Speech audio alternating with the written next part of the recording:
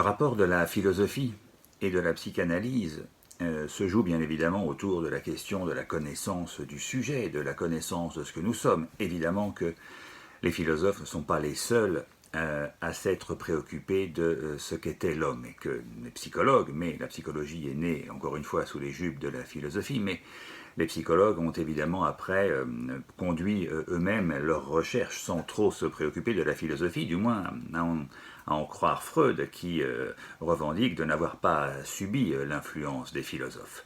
Ce qui évidemment reste à prouver comme nous allons essayer de le faire. Mais en tous les cas, voilà, il y a déjà là quelque chose d'intéressant. La psychologie partage le même souci de l'âme humaine avec la philosophie, puisque psychologie veut en réalité dire science de l'âme, psyché veut dire âme en grec. Voilà. Alors évidemment, c'est intéressant d'essayer d'explorer cette proximité pour voir peut-être et essayer de mesurer ce que, malgré leurs allégations, la psychologie et notamment la psychanalyse freudienne doit à la philosophie. Bien que la psychologie, et notamment la psychologie freudienne, la psychanalyse, ne se réclame pas d'un héritage quelconque envers la philosophie, eh bien cet héritage est loin d'être nul et insignifiant. Là où d'ailleurs il apparaît le plus clairement, c'est sans doute dans la modalité même de la thérapie psychanalytique. Freud, ça ne me retire rien, est un thérapeute absolument génial et il invente clairement quelque chose et un dispositif qui permet de soigner, ou en tous les cas de traiter un peu ses patients. Mais ce traitement ou ce dispositif ne doit pas rien à la philosophie. Alors, pour essayer de comprendre ce qu'il lui doit, essayons d'abord de rappeler l'impasse dans laquelle se trouva Charcot et que Freud comprit lorsqu'il vint à Paris pour essayer d'étudier à l'hôpital de la Pitié-Salpêtrière la façon dont Charcot traitait les hystériques. L'hystérique a un problème, c'est-à-dire un problème de double mémoire. Quand l'hystérique raconte sa vie et qu'il est éveillé, il en fait un récit tout à fait charmant et apaisé, mais quand il est sous hypnose, il fait de sa vie un récit absolument tragique. Donc c'est bien ce problème-là. Or, Charcot se trouvait devant une difficulté, c'est que lorsqu'il racontait à ses patients ce qu'il avait entendu de leur vie sous hypnose, eh bien ces patients ne le reconnaissaient absolument pas. Or, voilà le problème. En d'autres termes, l'hypnose dévoilait la double mémoire de l'être humain, l'hypnose dévoilait en grande partie l'inconscient, mais n'offrait pas en tant que tel une solution thérapeutique.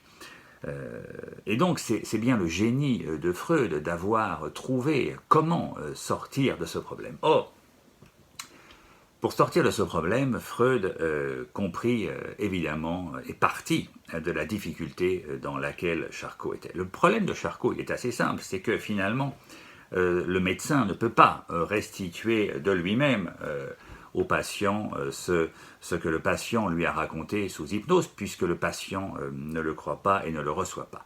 Donc Freud imagina quelque chose d'absolument génial, et c'est là que réside, au sens strict à mon sens, son génie.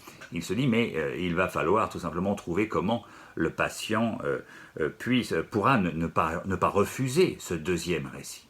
Or, il existe évidemment une manifestation de l'esprit qui correspond à ce que nous pouvons dire de notre vie lorsque nous sommes évidemment endormis, mais pas tout à fait sous hypnose, et dont nous nous rappelons lorsque nous nous réveillons, c'est évidemment le rêve. D'où la place absolument centrale du rêve dans la psychanalyse, et il revient vraiment à Freud d'avoir compris qu'en réalité, à travers le rêve, eh bien, on pouvait sortir de l'impasse thérapeutique dans laquelle Charcot se trouvait, parce que le rêve, évidemment, ce n'est pas le thérapeute qui le connaît, ce n'est pas le thérapeute qui l'apprend de la bouche de son patient lorsque son patient est endormi, c'est bien au contraire le patient lui-même qui s'en rappelle, qui en prend note, qui le note sur un papier et qui le raconte. Mais en tous les cas, c'est le patient qui le donne lui-même au thérapeute. Donc évidemment, le patient ne peut plus dire qu'il n'a jamais dit ça, puisque c'est lui-même qui le dit. Première proximité entre la psychanalyse et et la philosophie à travers le dispositif thérapeutique mis en place par Freud, eh bien, c'est d'abord le fait que ce soit le patient qui lui-même apporte la matière de l'analyse, si je puis dire. Finalement, dans le dispositif socratique, il y a aussi quelque chose comme ça. Socrate interroge ses concitoyens. Il les interroge, c'est-à-dire qu'il leur demande vraiment ce qu'ils pensent de quelque chose, ce qu'ils pensent de la piété, ce qu'ils pensent de la beauté, ce qu'ils pensent de la justice ou de n'importe quoi d'autre. Et c'est évidemment le concitoyen interrogé qui amène lui-même la matière de l'analyse sur laquelle Socrate va exercer son esprit critique et sur laquelle les questions vont être posées. Socrate ne donne pas son avis, Socrate ne dit pas ce qu'il pense, n'oppose pas une opinion à une autre. Socrate va recevoir tout simplement ce que lui dit son interlocuteur et va soumettre cette parole au questionnement dialectique, c'est-à-dire il va essayer de voir si ce qui est dit là tient la route. Donc il y a quelque chose de très proche, de parallèle avec la pratique freudienne de la psychologie, parce que la psychanalyse demande au patient d'apporter lui-même la matière de l'analyse. Vous voyez, on n'est pas dans une analyse médicale ordinaire où c'est le médecin qui ausculte le patient sans que le patient n'exprime quoi que ce soit. Le patient est passif par définition. Voilà, il subit l'auscultation du médecin et c'est le médecin qui découvre tout seul ou qui se fait une idée tout seul de ce que le patient peut avoir comme maladie. Mais dans la psychanalyse, ce n'est pas du tout ce qui se passe, c'est le patient lui-même qui apporte la matière de l'analyse sur laquelle l'intelligence de l'analyste, donc l'intelligence du psychanalyste, doit évidemment peser. Alors ça ne veut pas dire que le psychanalyste va, comme Socrate, assommer de questions le patient, comme Socrate pouvait soumettre à la question ses concitoyens, mais néanmoins, il n'a pas besoin de poser les questions pour que les questions se posent.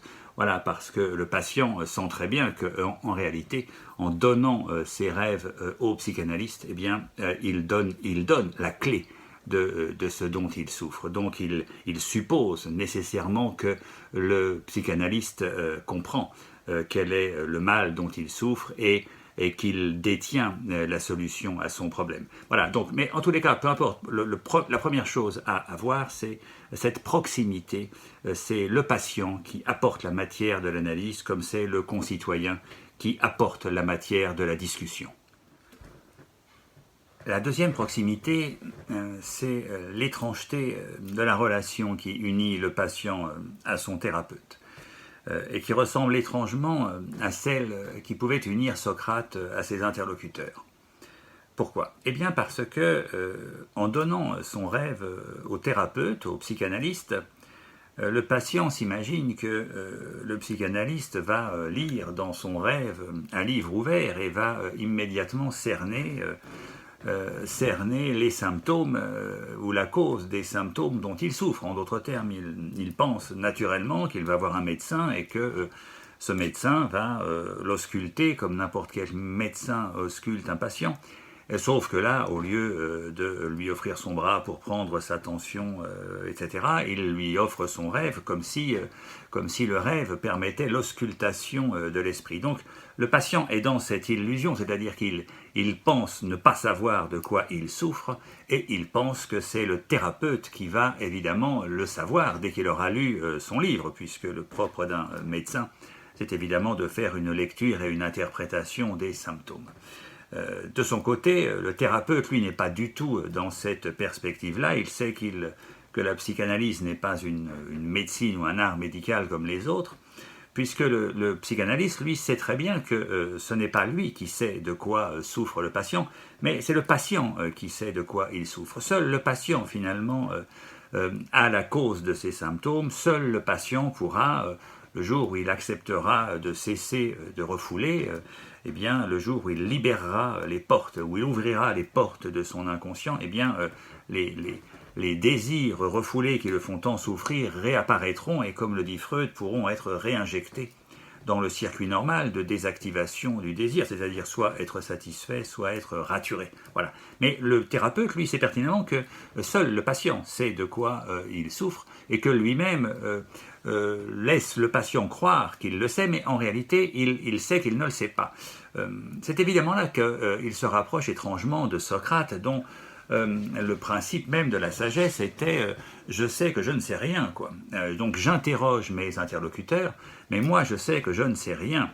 Et sous-entendu, avec la lecture que Platon nous en proposera sur ce que l'on pourrait appeler la métaphysique de Socrate, ou en tout cas l'anthropologie socratique, eh bien, et même la cosmologie socratique, mais qui sera plus traduite par Platon, eh bien, Socrate, ou du moins Platon, pense que les hommes savent pertinemment et connaissent la vérité, même s'ils l'ont oubliée. Ils l'ont oubliée parce qu'en s'incarnant, en tombant dans un corps, l'âme a absolument oublié les vérités qu'elle avait contemplées au ciel des idées. Et qu'en réalité, comme le dira Platon plus tard, connaître, c'est se souvenir. Connaître, c'est laisser revenir à sa conscience les vérités que nous avons contemplées et que nous avons oubliées. Donc il y a quelque chose chez Platon aussi qui est étrange, c'est que lorsque Platon fait discuter Socrate avec ses concitoyens, eh bien il est entendu que ce sont ceux qui apportent la matière de la discussion, qui savent en réalité la vérité, mais qui l'ont oubliée. Et tout l'interrogatoire socratique va consister à essayer de leur permettre de s'en rappeler, à essayer de leur permettre de se souvenir, donc de laisser revenir par la réminiscence les vérités qu'ils ont contemplées. Et Socrate, lui, continue à se poser comme celui qui ne sait rien. Voilà. Donc c'est une étrange relation où en réalité s'unissent à chaque fois, que ce soit dans la stratégie thérapeutique de la psychanalyse ou dans la relation socratique, c'est une étrange relation qui unit à chaque fois un homme, un patient ou un concitoyen qui ignore en réalité qu'il sait, qu'il est le seul à savoir ce qu'il cherche et qu'il est le seul à pouvoir le trouver, à quelqu'un qui sait qu'il ignore. Voilà, le thérapeute sachant qu'il ne sait pas de quoi souffre son patient, comme Socrate ne connaissant pas la réponse à la question qu'il pose à son concitoyen.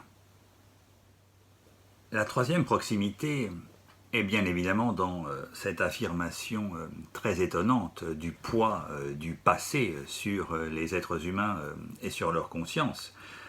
La psychanalyse pensant qu'en réalité notre conscience et notre présent se trouvent déterminés par notre passé, par ce que nous avons été obligés de refouler, par tout cet inconscient qui s'est constitué dans notre vie enfantine essentiellement. Et évidemment, du côté de la philosophie, tout se joue dans cette jeunesse de l'âme, dans cette vie que nous pourrions appeler l'enfance de l'âme, avant qu'elle ne chute, avant qu'elle ne tombe dans la matière et dans un corps, et chute effrayante, puisqu'au contact de la matière, bien évidemment, l'âme, c'est-à-dire l'esprit, va oublier toutes les beautés et toutes les vérités qu'il a contemplées dans le ciel des idées.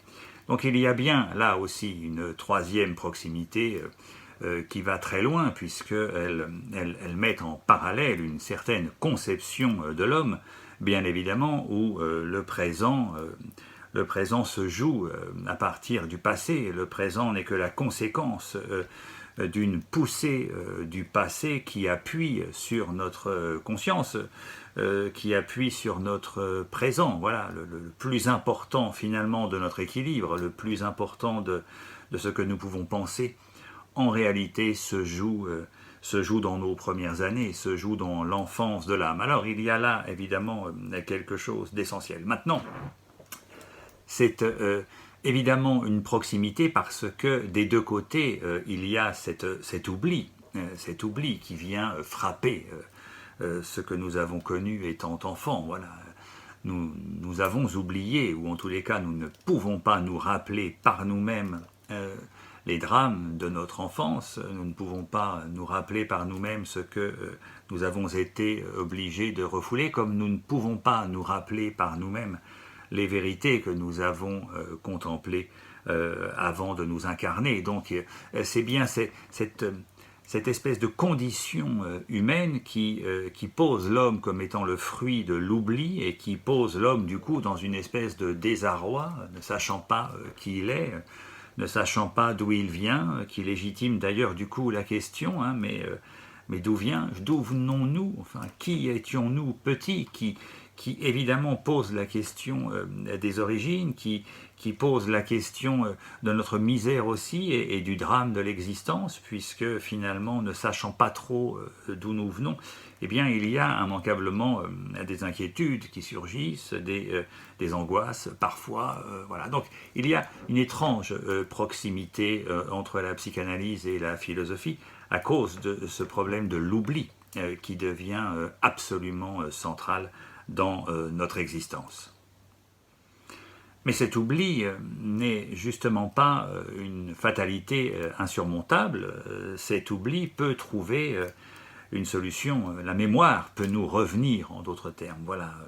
Le retour du refoulé peut s'opérer au même titre que la réminiscence peut s'opérer. C'est-à-dire que nous pouvons retrouver ce que nous avons oublié et retisser la trame de notre histoire et de notre identité, bien évidemment, parce que tant que nous avons oublié ce que nous étions ou ce que nous avons connu étant petits, eh bien notre histoire est comme truffée de trous. Enfin voilà, nous ressemblons à une espèce de passoire dans laquelle nous voyons à travers, ou plutôt dans laquelle nous aimerions bien voir à travers, mais nous n'arrivons pas à voir grand-chose.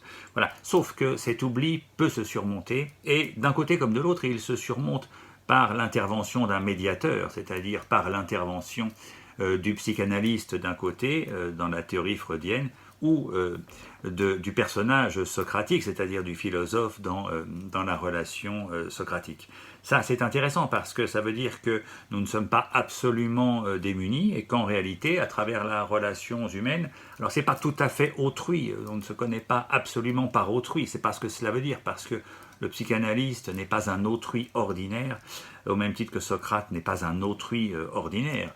Le psychanalyste comme Socrate sont des autrui professionnels, si je puis dire, professionnels de l'interrogation, professionnels du retour du refoulé ou de la réminiscence. Voilà, ils partent du principe, ce qui n'est pas toujours le cas d'autrui, que c'est nous qui savons ce que nous devons retrouver, et que c'est nous qui portons la mémoire que nous devons retrouver, et que ce n'est pas simplement à travers leurs yeux que nous devons apprendre à nous voir, mais nous devons apprendre à nous connaître en réussissant à retisser les fils de notre histoire, ce qui est bien évidemment assez compliqué. Donc il faut cette intervention de cet interrogateur finalement qui va neutraliser. Socrate se plaisait à se définir comme un poisson torpille, c'est-à-dire celui qui décharge une certaine dose d'électricité qui, d'une certaine façon, nous tétanise, c'est-à-dire arrête le fonctionnement normal et ordinaire de notre esprit et tout d'un coup nous réveille d'une espèce de sommeil dans lequel nous dormons la plupart du temps dans notre vie quotidienne. Voilà, donc il faut ce réveil de l'âme pour qu'elle se retourne finalement sur son passé, qu'elle cesse de regarder le monde, qu'elle cesse de chercher à conquérir le monde, mais qu'elle se retourne vers elle-même et sur son histoire pour essayer de la reconquérir. Voilà, il s'agit d'une reconquête intérieure, d'une reconquête de sa vérité intérieure, et cette reconquête, évidemment, nécessite un poisson torpille. Alors, c'est ultimement, mais c'est la même chose, c'est la dernière proximité entre la philosophie et la psychanalyse. Finalement, c'est que ce sont des effets thérapeutiques. Voilà. Socrate est à la fois un philosophe thérapeute comme le psychanalyste est un thérapeute philosophe, si vous voulez. Voilà. C'est-à-dire, ce sont des gens qui possèdent l'arme par laquelle nous cessons de nous perdre dans le monde pour nous retourner sur nous-mêmes, pour essayer de ressaisir la vérité que nous avons en partie oubliée. Maintenant, cette proximité entre la philosophie et la psychanalyse ne doit pas nous faire oublier, c'est le cas de le dire, même si nous sommes des hommes d'oubli, justement, nous ne devons pas oublier les différences, c'est-à-dire nous ne devons pas négliger cette espèce de volonté qu'a montré Freud de s'affranchir de la philosophie en prétendant continuellement qu'il ne s'en était jamais inspiré. Alors évidemment, nous avons essayé de montrer que ce n'était pas tout à fait le cas, et qu'en tous les cas, la philosophie de Platon est au cœur de la stratégie thérapeutique déployée par Freud, psychanalyste, et même s'il est génial, Socrate l'a finalement été un peu avant lui, même si il adapte évidemment le dispositif socratique, mais je crois s'en inspire quand même. Néanmoins, Freud a toujours revendiqué une différence, a toujours revendiqué une indépendance. Alors, il y a sans doute derrière cette revendication la volonté de démarquer, c'est-à-dire d'éviter la confusion entre la psychanalyse et la philosophie, la volonté de vouloir établir quelque chose d'original et de neuf. Il ne faut pas sous-estimer ce genre de volonté, notamment chez quelqu'un qui veut initier une science nouvelle, ou en tous les cas donner à la psychologie une nouvelle orientation. Donc il faut évidemment essayer de montrer que ce que l'on apporte de neuf n'était pas compris dans ce qui précédait. Bon. Mais en même temps, peut-être que nous pourrions rechercher aussi des différences plus nettes et plus notoires entre la philosophie et la psychanalyse. Eh bien, ce sera sans doute l'objet d'une deuxième leçon.